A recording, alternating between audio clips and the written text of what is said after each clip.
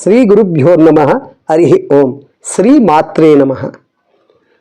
దేవీ నవరాత్రులు అనగా ఈ యొక్క శరదృతువుతో ప్రారంభమవుతుంది ఆశ్వీజ మాసం.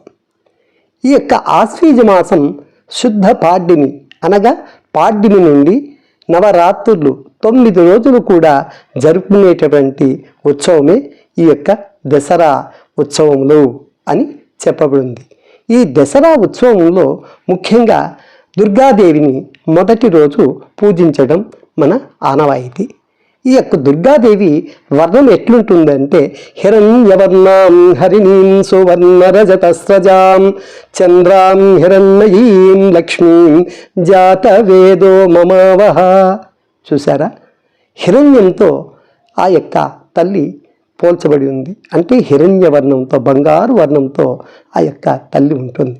అటువంటి తల్లికి ముఖ్యంగా బంగారు వర్ణం కలిగినటువంటి పుష్పములతో పూజించడం ఒక పద్ధతి.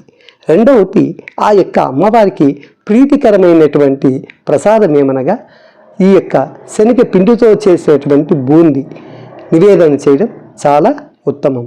తర్వాత ఈ యొక్క శనగలను ఉడికించి అమ్మవారికి నివేదన చేయడం, ఈ రెండూ కూడా అమ్మవారికి చాలా ప్రీతికరంగా స్వీకరిస్తుంది అమ్మవారు.